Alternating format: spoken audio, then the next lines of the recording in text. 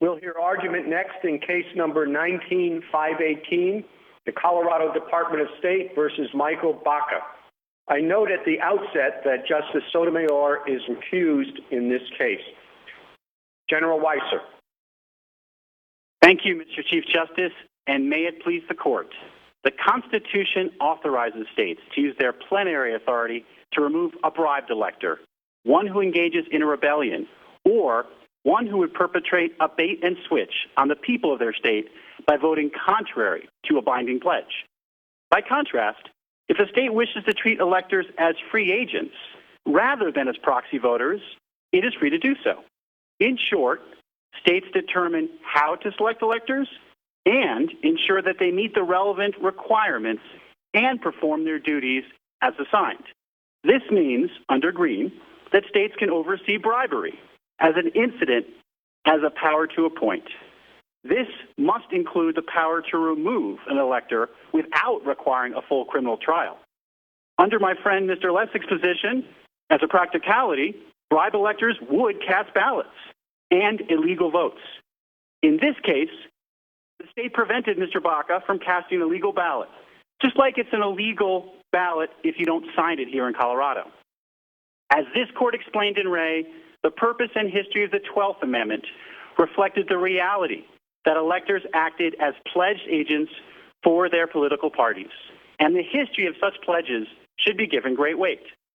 As to Justice Ginsburg's point about the importance of enforcing a pledge requirement, it's worth noting people rely on such pledges, which are taken voluntarily.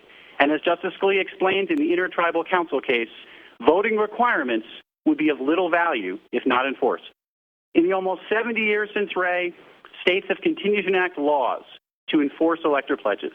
Congress has consistently deferred to the state's plenary authority, and no court other than the 10th Circuit below has invalidated a pledge-binding law. Mr. Chief Justice, I would welcome your questions. Well, my first question is to ask if there is anything that General Purcell said on behalf of the state of Washington with which you disagree. Thank you so much, Mr. Chief Justice. I would only add a slight wrinkle. He did indeed endorse our 10th Amendment argument. What I would say on that is the 10th Amendment is an important interpretive principle because the Constitution gave the states authority over elections. The 10th Amendment underscores that point. Would you state for me exactly what you think the limits on the state power to replace electors are? Your Honor, here I would echo my colleague from Washington. It governs whether or not another constitutional provision is violated. The 14th Amendment quite notably means a state could not remove an elector based on race or religion. Also, the Qualifications Clause means you can't remove electors for the purpose of adding qualifications for who can be president. So if you selected electors, one of the requirements is they had to be relatives of the legislators, that would be all right? Your Honor, here in Colorado, we picked electors in 1976. The state legislature did it directly. As long as that choice doesn't violate a constitutional provision, they can pick whoever they want. What if the rule is, the electors are chosen pursuant to slate, but anyone who says anything disloyal to the state between the time we're selected and the time they cast their vote will be replaced? Your Honor, as my colleague from Washington noted, once people are voting to make a choice, people have a right for their ballots to be counted. And here, in the hypothetical you just noted, the ballots of people would be invalidated after the fact. That implicates Gray versus Sanders and this court's line of right-to-vote cases. Any other limitations on the power of the state? What about the bribery cases that have been, or bribery hypotheticals that have been discussed? Thank you, Mr. Chief Justice. The ability to remove bribed electors is crucial for the states to have, and not only after a criminal trial, but after there's a basis for this concern. To your point, if a state failed to remove a bribed elector, the state would not have violated a constitutional provision per se. It would have violated its duty as a sound overseer of presidential elections. That's even after the electors have been chosen. In other words, go ahead. Mr. Chief Justice, the state is indeed authorized to remove electors who've taken a bribe, if that's your question. Yes. What about your power to appoint argument? It does seem, certainly our cases involving the power to appoint by executive officials or the president do say that it carries with it the power to remove. But that has always been with respect to inferior officers. And the electors here, it seems to me, are not inferior in any way to the state legislature. They carry rights as appointees carrying out federal responsibilities as well. So I don't see how those authorities support your position. Your Honor, we disagree. The Constitution clearly gives states plenary power over electors and as acting as a steward of the presidential election system. That means if electors were to take a bribe, for example, or not to show up, it's on the state to address that point. If you only left this to Congress in the final instance, that would mean that all Congress could do is remove the elector, not have it be counted. What the states can do is replace an elector and make sure that the state has the constitutionally authorized votes in the Electoral College. As such, the states play a critical role, and that role includes the power to remove. Thank you, General. Justice Thomas? Thank you, Mr. Chief Justice. General, you start your brief questioning standing in this case. I wonder if you think under our precedent they're standing when a person is removed from an elected office. Your Honor, the past cases involving removal from an elected office, like Powell, for example, involve an official with a salary. What's unique here is there's no salary or other personal injury. What's at issue here is the institutional role itself. And as this court made clear in Smith and a line of cases, an individual doesn't have standing to challenge an institutional role that he or she may believe is unconstitutional. So in a removal case, at what point do you think there would be an injury in fact? Justice Thomas, insofar as someone gives up a salary like in Humphrey's executor, you have injury in fact. If it is a honorary position, a volunteer position, there's no personal injury. There's merely a quarrel with the institutional role. On a separate issue, throughout, I guess, our history, there have been pledges among electors. But can you point out the first state law that required pledges in our history? I can't, Justice Thomas. It was Oregon that did so in the late 19-teens. And what I want to underscore is that wasn't the first time an elector was removed for violating a pledge. In 1912, Nebraska, without any elector binding law, did remove an elector who had promised to violate the pledge because the court, in that case, the Nebraska Supreme Court, said it would have been a fraud on the people of Nebraska. You attach yourself to the arguments of General Purcell. So I do want you I understood his comments on the federal scope of the federal function concept or argument. Could you give me what your take is on that? With pleasure, Justice Thomas. Our view is that doctrine doesn't really fit here. Under the Constitution, it's the role of the states as stewards overseeing the presidential election process. The typical federal function case, like McCulloch versus Maryland, you're worried about a state interfering with a federal official. Here, as this court has made clear multiple times, electors are not federal officials. They are appointed by and overseen and transmit the vote of the states. Thank you, General. Justice Ginsburg? Can you give us an idea of the practical consequences of a ruling one way or another? how would a ruling against you actually alter our democratic processes? Most states already require elector pledges. And faithless voting throughout the years has always been rare. So how much difference does it make? Your Honor, the chaos that could result from upholding the 10th Circuit's ruling is one that could occasion a constitutional crisis.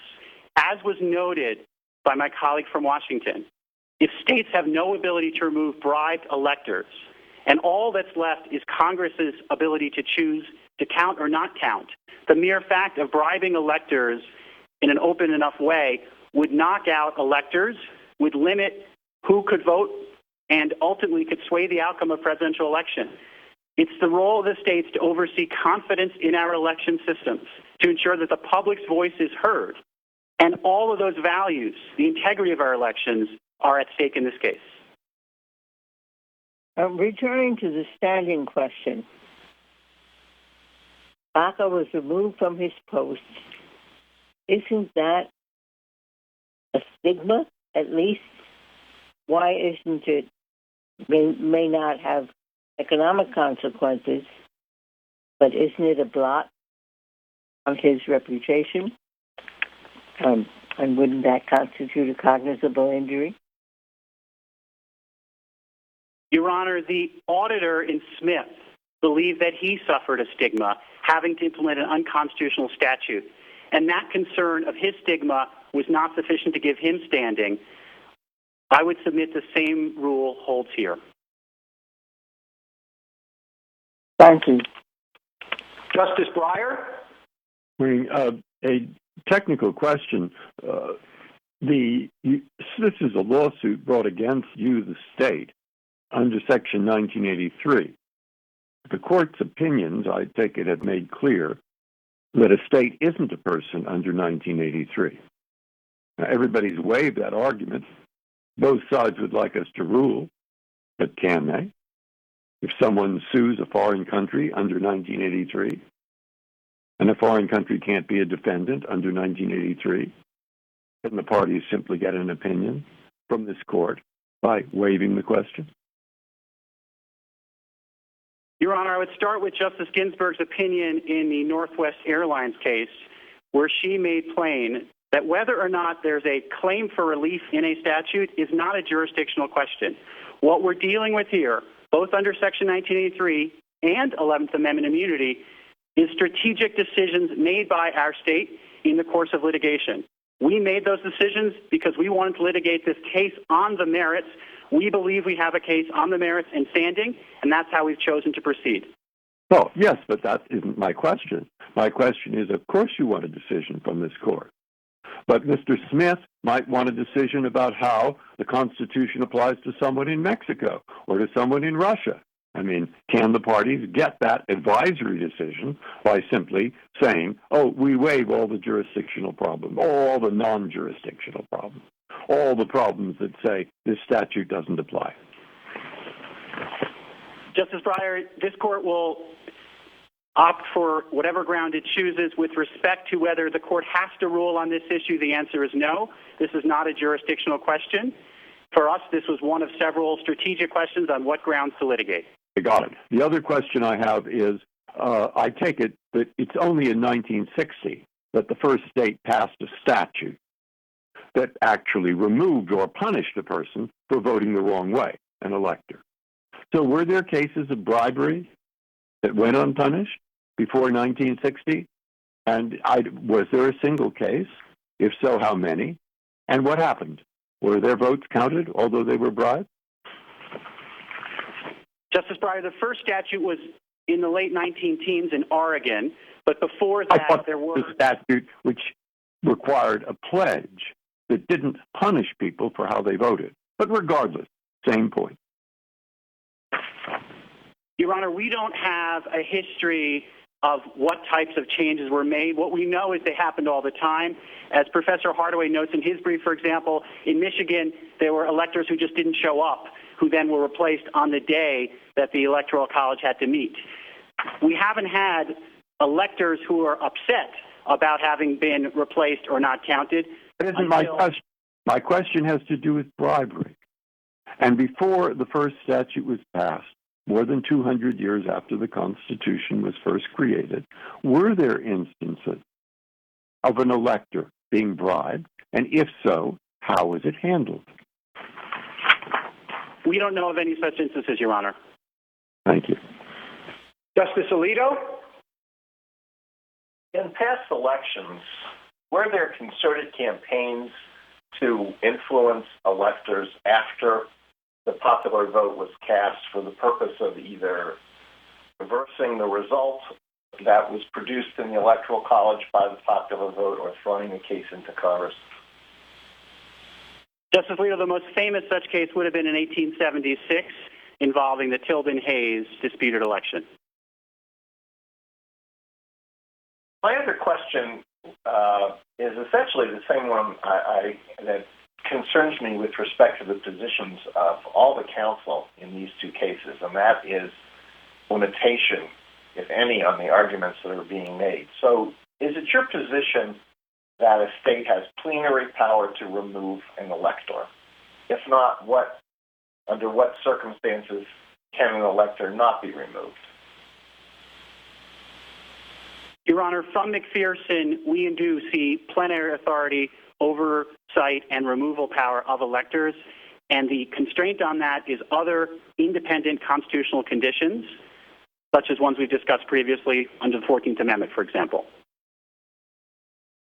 So suppose the legislature is in the hands of a political party other than the party of the candidate who wins the popular vote in the state. Can the legislature simply remove all of the electors who were pledged to vote for that candidate and replace them with other electors? Justice Alito, this is an important point. Let me first answer your question, then get to a slightly different one that raises the same concern. If the legislature announces the procedure in advance and gives people the right to vote, and they exercise that right, the legislature cannot undo the public's right to vote without violating the right to vote line of cases. However, if the legislature acted earlier, say the prior spring, to change the process to give itself the power to appoint electors, not the power in the hands of the people, that's a choice state legislatures could make. In McPherson, it was litigated whether or not a legislature could move from a winner-take-all to a districting system. There was a partisan motivation for that change, and the court said the legislature's power was plenary. Well, if we agree with you that the legislature has plenary power to remove electors, then won't the people of your state understand when they cast their vote for president that the legislature has the power to remove the electors pledged to the candidate they favor and replace those electors with other electors? Just Alito, what we're asking for and what we believe the right to vote cases require is that the public be told what they're voting on. Per the Chief Justice's earlier question, if the public is told you are merely casting an advisory vote as opposed to a binding one that you can expect will be followed, that's a different case. What is the best of a right to vote case that stands for that principle? In Gray versus Sanders, it says the public has a right for their ballots to be counted. Thank you, counsel. Justice Kagan? General Weiser, first on your 10th Amendment point, why doesn't Thornton foreclose that argument? Thornton said that the 10th Amendment reserves only those powers that the states held prior to the ratification of the Constitution. I would think that the power we're talking about here is not such a power, but instead was created by the Constitution in the first instance. So how can the 10th Amendment support you consistent with Thornton? Thank you, Justice Kagan. What I would suggest here is a similar principle to what Justice Kavanaugh articulated earlier. Justice Kavanaugh noted the chaos principle means if you have a close case, you avoid creating chaos. We would say if you have a close case, you avoid intruding on federalism concerns, and that's grounded and represented by the 10th Amendment. But again, I thought that was only as to the powers that the states held prior to the ratification of the Constitution. Your Honor, as a strict matter, that is what the 10th Amendment does, but there's also the interpretive principle picked up, for example, in Gregory versus Ashcroft that says when looking at intrusions on state power, limits on state power given to the feds, you do so lightly. Okay, Mr. Lessig ended his argument by giving a number of hypotheticals. He said, you know, if a state can do what you're doing, a state can also say enforce pledges to vote only for candidates who have visited the state or who release their tax returns or who take a position on certain issues. Is that right? Not necessarily, Your Honor. The tax returns issue has been litigated under the qualifications clause in California, and the court there said that did constitute adding a qualification to be president. But moreover, I would note there's also an independent question about whether or not you could have a state saying we won't allow someone to be on our ballot in the state at all if they haven't done X, Y, and Z. And indeed, in the California case, it was not in the elector context, but in the access to the ballot context that the issue arose. And if you're relying on the qualifications clause, couldn't you be said to be imposing a qualification too? In other words, that the candidate actually have received more votes than anybody else in your state? Respectfully, Your Honor, I wouldn't interpret that as a qualification to be president, particularly because the right of the states to have a system where the people could be heard is part of the original constitutional design and then, again, confirmed in the 12th Amendment itself. Well, it sort of assumes the conclusion. I mean, it's obviously a pretty normal understanding of what elections do, but if you assume that these electors were meant to use their own discretion, then the popular vote was not required, and it would be imposing a qualification. Your Honor, if you assume electors have this discretion, you've assumed the answer to this case. We would say they don't have that discretion at all. Exactly, but you're assuming the answer in the exact same way, aren't you? What is or is not a qualification sort of depends on this case. So I don't think that you can get rid of Mr. Lessig so easily as you would like to. Your Honor, our position is that the Constitution is silent on whether or not you can have electors representing how the public votes. That is inherent in this design, and thus we say what's inherent in design couldn't be an additional qualification. Thank you, Counsel. Justice Gorsuch? Counsel, I'd like to continue the same line of questioning that Justice Kagan raised with you and Mr. Lessig suggested.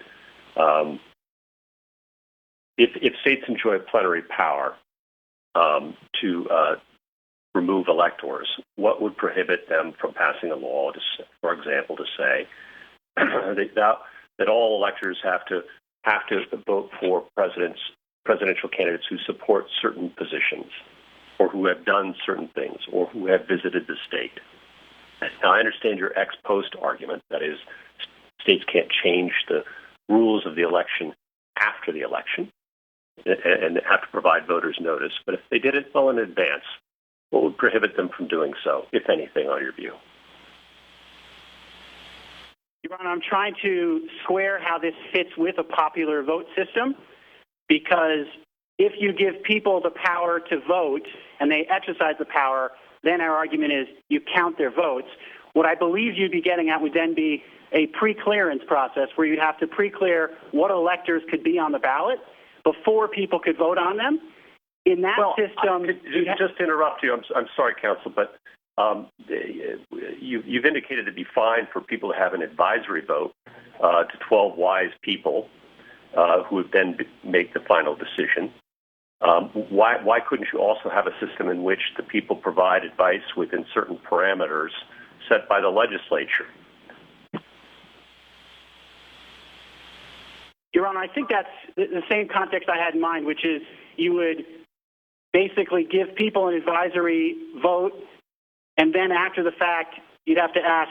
No, not after the fact. They've been alerted prior to the fact, Counsel. That's my hypothetical. I understand your point about after the fact.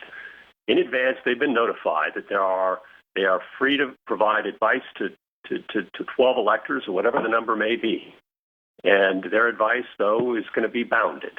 And there are certain things that the electors have to because the legislature says abide by, or else they'll be removed. And those are, again, as the presidential candidate visited the state, has he taken this or that position? Has he or she, turned over her tax returns? Whatever the conditions may be. It's a bounded choice. You've been arguing that choice can be bounded, and this is just another bounds. What prohibits the state from doing that? In this situation, the state can add limitations as long as they comply with other constitutional provisions. And do those? The requirement to visit a state, I don't believe, clearly violates any constitutional provision. The tax return issue, we've noted, raises a qualification clause question that could be a real concern. And so the presidential candidate is on the ballot. It's who the electors can vote for. Is that a qualifications problem in the state's view? Yes, it would be, because if you tell electors they can only vote for, pick whatever the concern would be, tax returns, people over 50, the concern is you could be adding a new qualification to be president and thereby disqualify, in effect, someone from being president who the Constitution would qualify to be president. How about political positions? Or you say visiting the state, that's permissible. That condition would be permissible in your view? Your Honor, I don't see off the top of my head any other constitutional constraint that would address that issue. Our position is the power is plenary or exclusive, as this court said in McPherson. The state can oversee electors and remove them who don't follow requirements the state deems appropriate. Thank you. Thank you, counsel. Justice Kavanaugh. Thank you, Chief Justice. Good morning, General. What is the purpose of having electors? Thank you for that question, Justice Kavanaugh. When electors are set up in the constitutional design, that allows for states to make a choice. Electors can either vote as proxy voters on behalf of the public, as we do here in Colorado, or they can be free agents.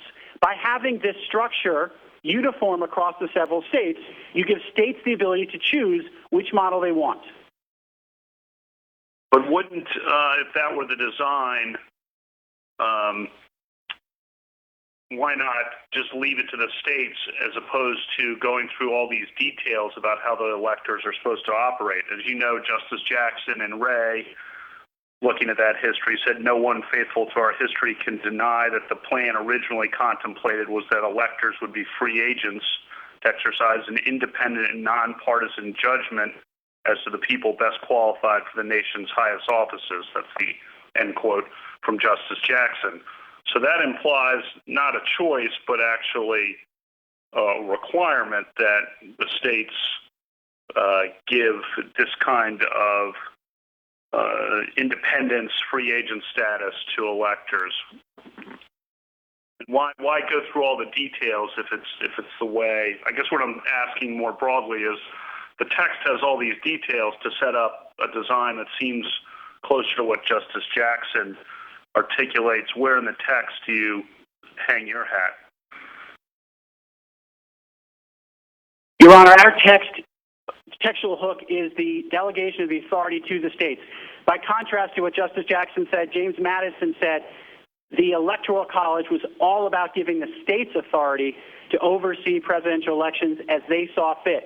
And as the majority in Ray noted, contemporaries of the founders did indeed see electors as proxy voters on behalf of the public. And that was absolutely the backdrop to the 12th Amendment.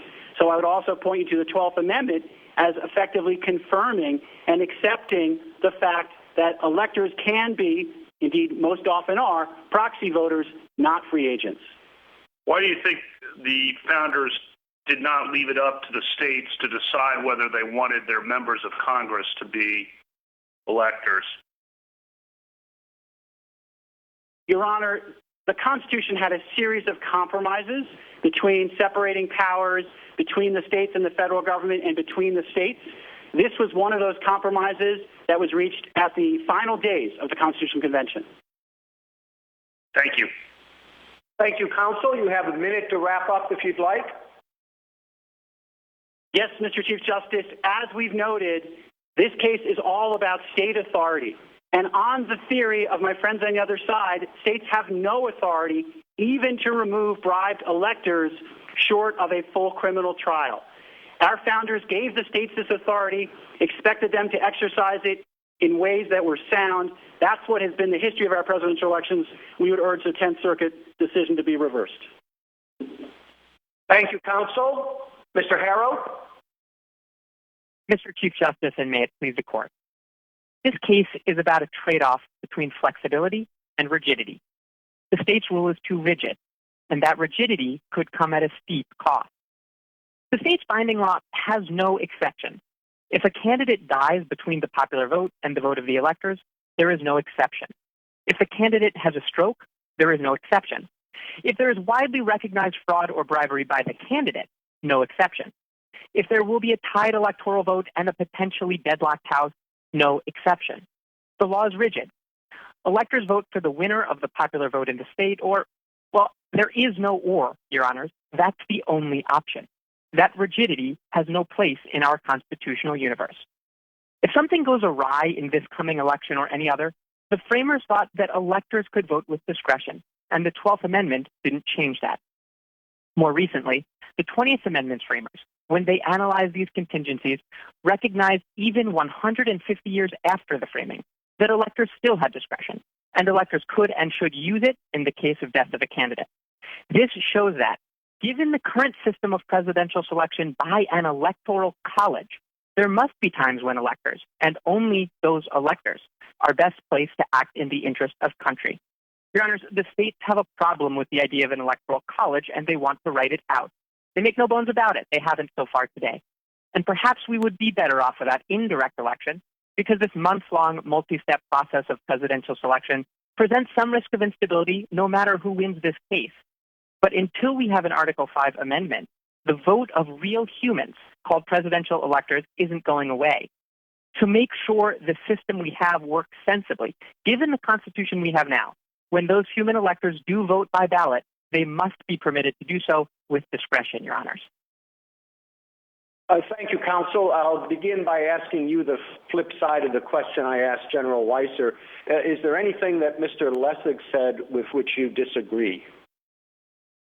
No, Your Honor. We filed an opening brief, and I'll sign on to exactly what he said in the first hour.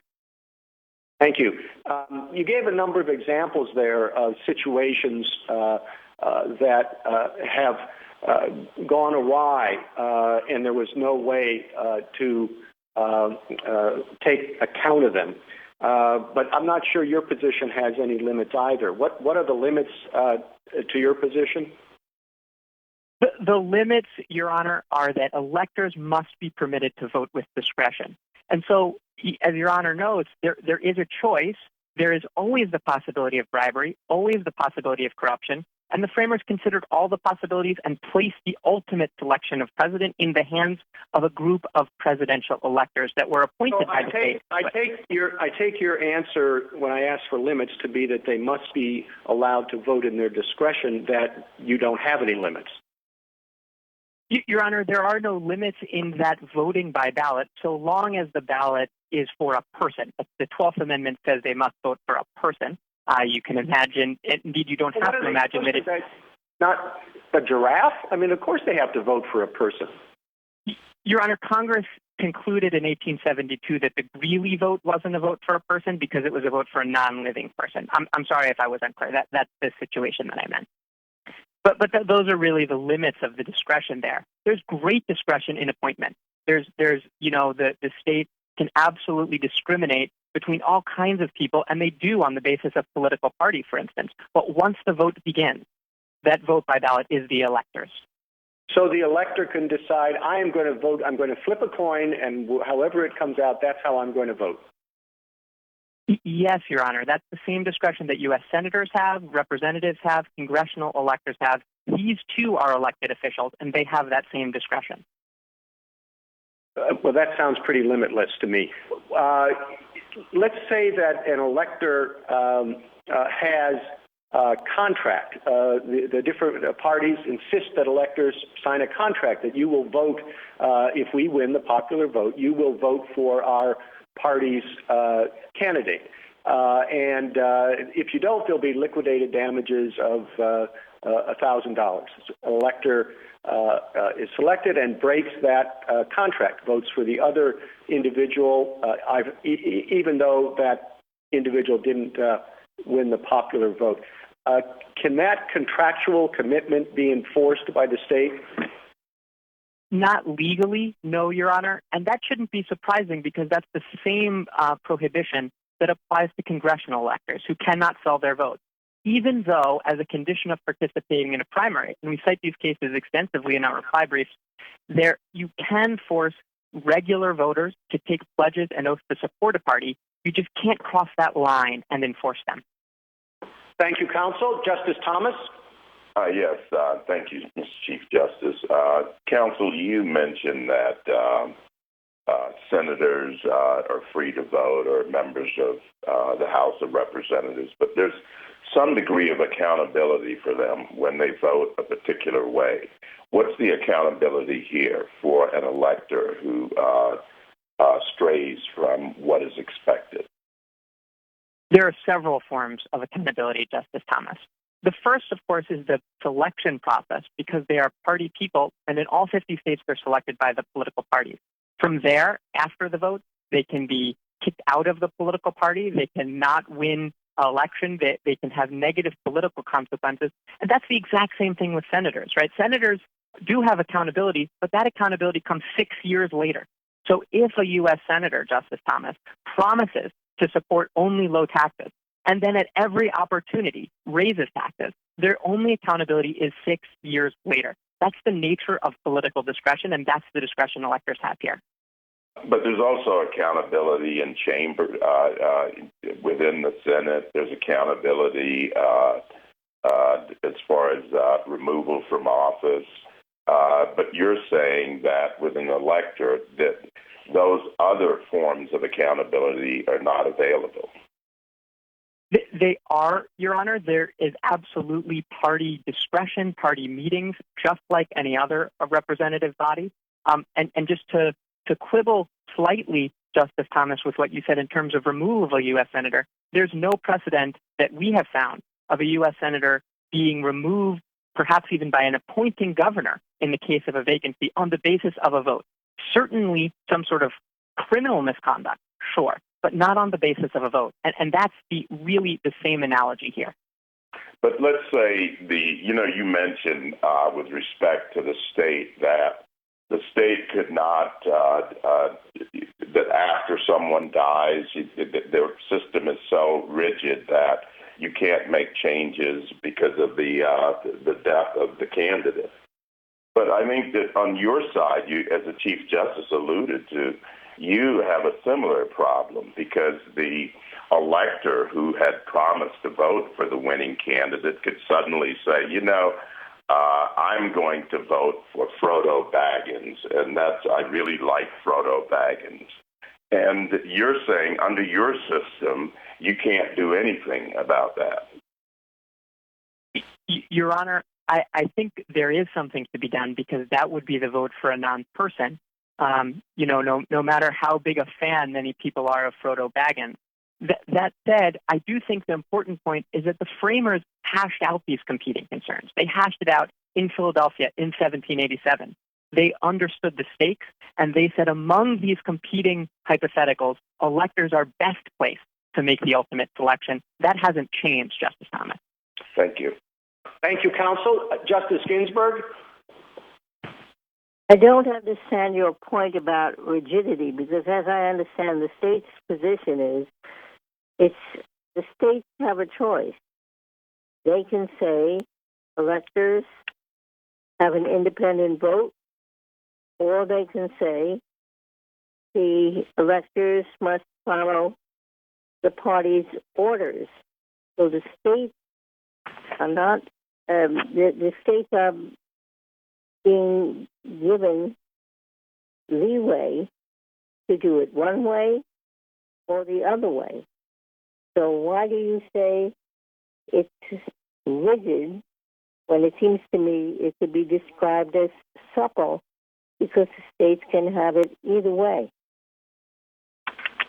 Justice Ginsburg, the states do have great flexibility, as you mentioned, in choosing the mode and method of appointment. But the laws that they've written here, the laws that were enforced against my client, Mike Baca, are very rigid. They're rigid in the sense that there are no exceptions once passed. And that rigidity conflicts with the supposition that every single Congress that has looked at the issue of presidential selection has assumed exists explicitly in 1933 when the Congress drafting the 20th Amendment. That's a key oversight of these laws, but even down to the more modern era when Congress was debating the 24th Amendment, for instance, prohibiting poll taxes, and noted that it needed to bar poll taxes for elections for presidential electors because they still exist in our system. So that's the rigidity I'm talking about, Justice Ginsburg. And how do you answer the standing question that you have no economic, Baca has no economic injuries or has no standing to complain? There is standing, Justice Ginsburg. I will say there is a very small economic injury. We've asked for $1 in nominal damages. Mr. Baca gave up an additional $5 of salary. I'd just like to correct the record where Attorney General Weiser said there's no salary. Colorado Statute 1-4-305 provides electors with $5. That's at Pet App 10. But the stakes financially are small, but the stakes constitutionally and personally for Mr. Baca are large, and they're sufficient to confer standing. Thank you. Justice Breyer? Thank you. To go back to the technical point, you brought a suit under 1983 and against a state, and it's fairly clear in the case law that you can't sue a state under 1983. What are we supposed to do about that? Your Honor, I'll echo what Attorney General Weiser said, which is that and indeed I'll cite the court's opinion just last week in the Sinan-Smith case, when the court said that the court's job is to resolve disputes as framed by the parties. And so the only way that the court should look at that issue is if it's jurisdictional. And as Attorney General Weiser said, it's not. I'll give you two sites. The problem that I see with view is that then any two people, plaintiff and defendant, who would like an issue decided by us, simply have to waive enough matters so that it has to come before us because it's not jurisdictional. They interpret the statute differently. They do whatever they have to do. What are we supposed to do about that? Your Honor, I don't think this case implements something like that because this case is one that courts surely could hear. It was initially brought individually against the Secretary of State through a compromise that involved the plaintiffs giving up a right to attorney's fees and other accommodations. It was somewhat reframed in order to be brought against the Department of State. And as the 10th Circuit said, I'll just point the court to Pet App 53-70 with a really... But I'll look at that. One other question you didn't mention in terms of accountability, what I take it, why didn't you, is that Congress doesn't have to count a vote of a faithless elector. For at least 125 years, there were faithless electors from time to time. And Congress usually counted them, and sometimes they didn't. With Horace Greeley, for example, they didn't. So is that not a power that the Congress has to make certain that the faithless elector does not cause trouble? Justice Breyer. What's your view about that? What's your actual view? You didn't mention it, so you don't think it is, probably. No, I think, Justice Breyer, to be clear, that the Greeley example supports our side. The Greeley votes that were rejected... I know actually faithful. I'm interested in why you don't consider this as significant. I would like your true answer to that. Your Honor, just so I understand, the Greeley votes, the three that were rejected by Congress, were actually faithful. They were electors that were pledged to Greeley. Right. But I mean, doesn't Congress's power, there's 3 U.S.C. Section 15, there's the Constitution saying counted. Does that act as a significant check on the faithless elector, or does it not? It can, Your Honor. The courts and Congress have never interpreted the Electoral Count Act and what it means for a vote to be regularly given. Congress, I do think, possibly has the power to reject a faithless vote under certain circumstances, but we know it has never done so. Those Greeley votes that were rejected were faithful votes for Greeley, who was deceased, and the 63 votes of Greeley electors who voted for other people who were faithless in some sense, those were all counted. Thank you, Counsel. Justice Alito?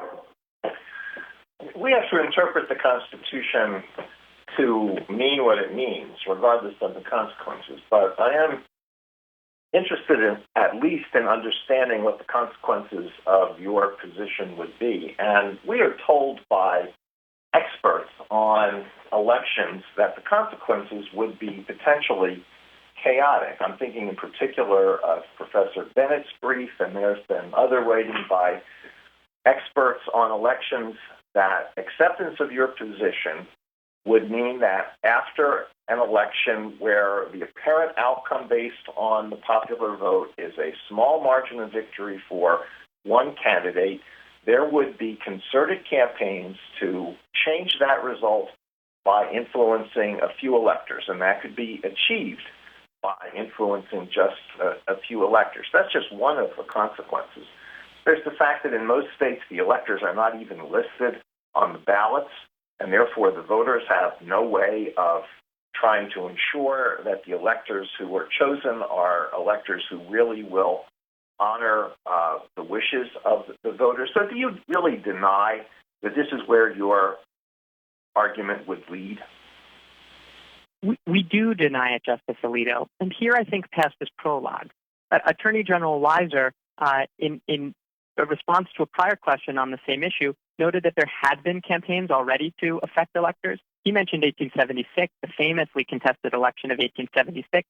But in fact, Robert Alexander, a scholar of presidential electors who we cite on the last page of the reply brief in Shafalo, Alexander's research shows that there have been concerted campaigns in 2016, in 2000, and beyond, that some 20% of electors have contemplated switching their votes, and that 100% have been contacted. And you deny that there's a greater chance of this happening. And didn't Mr. Lessig support such an effort in 2016? Your Honor, Mr. Lessig has been representing these electors from the beginning in 2016. So that wasn't my question. Didn't he advocate that some electors change their votes for the purpose of changing the outcome of the 2016 election? Your Honor, I believe that he supported the legal discretion that electors have that we're here today arguing for.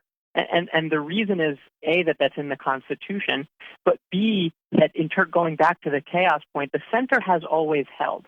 The center has always held, we know that 18 states today, Justice Alito, have no such laws. And the states are not about to say that there's some constitutional requirement that they implement them. In fact, they say the reverse. They say it's a feature and not a bug, that there is federalism here. One more question, if I possibly can. Do the states have any power to remove electors?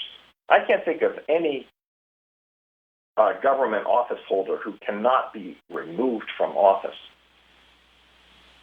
Your Honor, yes, they do have some power to remove elector, just not a removal power that interferes with the core function of voting by ballot. But what is the limit of their power to remove? The limit of the power to remove is, again, that interference with the core function. So if an elector does not show up to vote, the states have represented that it's our view that's impossible to remove and replace that elector. That's not true. That becomes a vacancy. The Electoral Count Act permits it to be filled. History shows that it can and will be filled. Can an elector be removed for bribery, absent conviction by proof beyond a reasonable doubt before the time when the electors need to vote? No, we don't think so, Your Honor, and that's consistent with the treatment of every other elected official. Senators and representatives cannot be removed for a supposition of bribery, a mere whisper of it. They have to be removed for proof of it, and the same thing would be true here. A member of Congress could not be removed from office by a two-thirds vote without a criminal conviction. The Congress certainly has power to remove, but it must go through a full process. I took Your Honor to be asking about the sort of instantaneous, removal. One official, one single state official, is going to make a decision to kick someone out based on rumor. That would be inappropriate for any sort of elected official, and it's inappropriate for electors. Thank you, Counsel. Justice Kagan? Mr. Harrow, suppose that I read the Constitution And I find that it just doesn't say anything about this subject. You know, that there are some hints here and there are some hints going the other way. And mostly I just read it and I say the Constitution is silent. What should I then do and why? Justice Kagan, in that case, I think the original understanding would control. Again, we think there is clear language in the Constitution, and I want to return to that. But the original understanding would control because it is so clear. And indeed, Colorado doesn't even necessarily challenge it, that the original expectation and the meaning of the word. Sorry, do you mean the original understanding, like prior to ratification? Because I would think that pretty quickly it flipped, even if you're right. So that from the first there were these pledges, and there have never been a substantial number of faithless electors. So I would think that the history, both at the time and since, would cut against you, no? No, Justice Kagan, because our quibble is not with the pledges, and our invocation of history is not with the pledges or the idea of party control and of having two major parties in our system.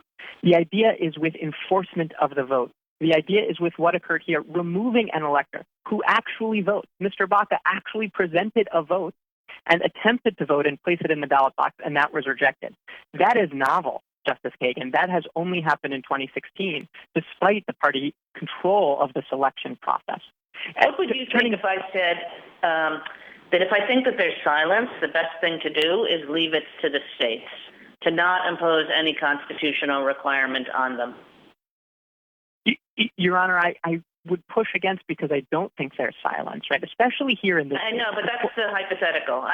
If I just think that there's not enough, in the same way that Ray thought that there was not enough to provide an answer to the question, and there are all these states doing what Colorado is doing, why not just leave it to them? Because, Your Honor, when Justice Kagan, when you said there are all these states doing what Colorado is doing, it has actually never been the case that a state has done what Colorado is doing. That was 220 years of unbroken history. I think that speaks very loudly if Your Honor is concerned about how to interpret that silence. And so... Go ahead, please. No, Your Honor. If you're ready to move on, that's fine. I was going to continue making another point. No, that was directed to Justice Kagan. No, I'm done. Thank you. Okay. Justice Gorsuch? Counsel, suppose Mr. Baca had asked Congress to count his vote, and Congress decided to do so. Would we be here? Yes, you would, Your Honor. There is no mechanism for Mr. Baca to ask Congress to count his vote under the Electoral Count Act that the state has pointed to any mechanism other than perhaps making a phone call to a senator. The same. I believe you're fighting my hypothetical. Let's suppose he had asked Congress, and let's suppose Congress had agreed to count his vote. That's my hypothetical. Would we be here?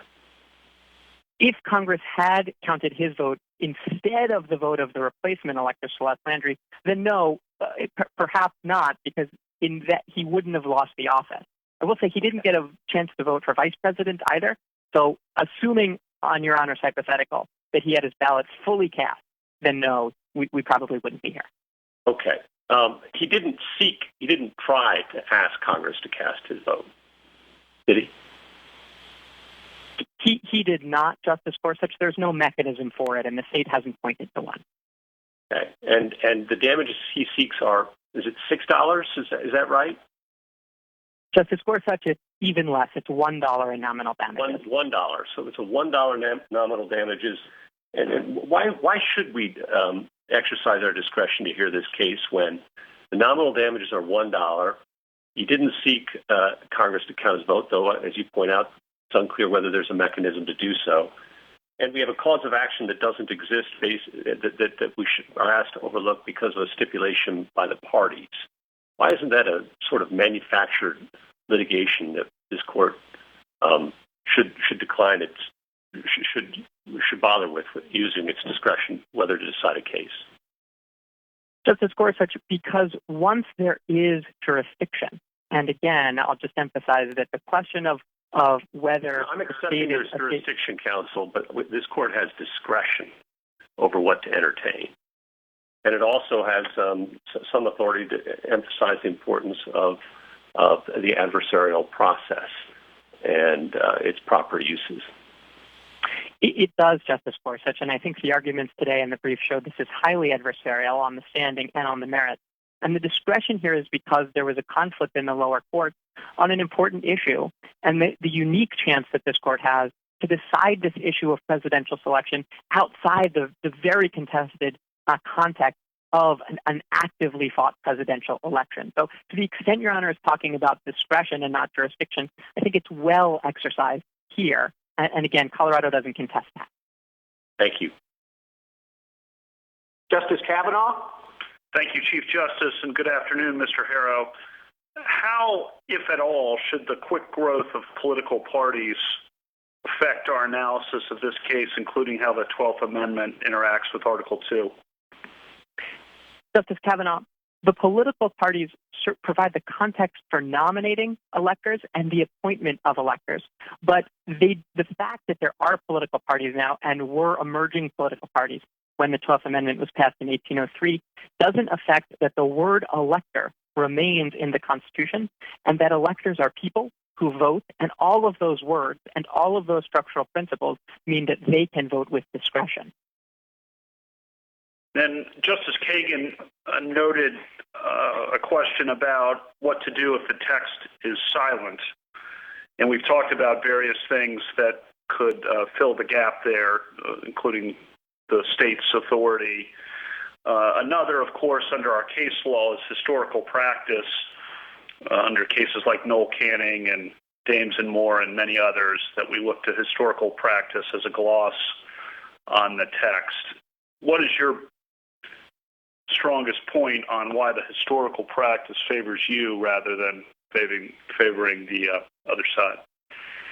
Justice Kavanaugh, in addition to the historical practices that we've already discussed, including in the exchange with Justice Kagan, I'll also point the court to the history of constitutional amendments that have been introduced to try and abolish the office of elector, precisely to eliminate the elector discretion that everyone who was introducing the amendment assumed exists. As we point out in our brief, this starts in 1801 with no less than Thomas Jefferson saying, hey, maybe we should get rid of the office of elector. They can only cause trouble. And that continues in the 19th and 20th century. For 20 years, such amendments were introduced by Thomas Hart Benton in essentially every single Congress. And those amendments were not meaningful. And the people who thought that we ought to eliminate elector discretion were not writing on a blank slate. They were writing knowing there was elector discretion. And that would be a lot of wasted oxygen, Your Honor, if there was already a way to eliminate elector discretion and if they didn't have it in the first place. Thank you very much. Counsel, you have a few minutes for a wrap-up, if you'd like. Sure. Just to conclude briefly, as the court knows, the intervention here was extraordinary and unprecedented. And if Colorado is permitted to undo the human check that has been baked into the system of presidential selection, there really could be a chaotic outcome. By contrast, most electors have been free in most elections, and here we are today, Your Honor. Indeed, electors retain legal discretion in 18 states, as I've said, and a decision from this court won't change that. So the question for this court is whether to approve of the state's novel intervention, and it is novel, and be left wondering how the state's overly rigid interpretation could go haywire, and as we've discussed, the case of death or other unforeseen circumstances, or instead whether the court should keep faith with the system, keep faith with the Constitution until amended, and maintain indirect election, acknowledging that both sides have a vision of presidential selection that is imperfect, but the various checks, balances, and separations that our Constitution's drafters and amenders have put into the Constitution, all of those should be given a role in our constitutional universe. Your Honors, I think that all adds up to elector discretion. Thank you, Mr. Chief Justice. Thank you, Counsel. General Weiser, you have 2 minutes for rebuttal. Thank you, Mr. Chief Justice. Let me make 3 points in response and offer 2 closing thoughts. First off, on standing, the payment or non-payment of the per diem fee was never before alleged, and any reported non-payment is not in the record. Second, on nominal damages, prior cases like Smith and Byrd did not accord standing on nominal damages alone, instead focusing on whether there's an actual personal injury. Second, as to Justice Scalia's important point about congressional removal in the case of bribery, it's worth noting there is a prescribed removal process for senators, as Justice Scalia noted. In the case of electors, there's no such process, which means this court's default rule controls. The power to remove is thus incident to the power to appoint. Third, it's worth noting this is the first time we've seen an elector who violated a state binding law. Up until now, including the 2016 election, we've always seen Congress defer and count votes as transmitted by the states. Two closing thoughts. During the course of this entire litigation and this argument today, my friends on the other side have failed to offer any viable theory on how to address the spectacle of a bribed elector, an elector who votes for Frodo Baggins, or one who would perpetrate a bait and switch on the people of her state. Colorado's pledge requirement addresses all such harms. After over 230 years of constitutional tradition, my friends on the other side would toss out our nation's state-centered model of electoral accountability in favor of a treacherous experiment. We urge this court to reject this dangerous time bomb and avoid a potential constitutional crisis by reversing the 10th Circuit judgment. Thank you. Thank you, counsel. The case is submitted. The Honorable Court is now adjourned sine die.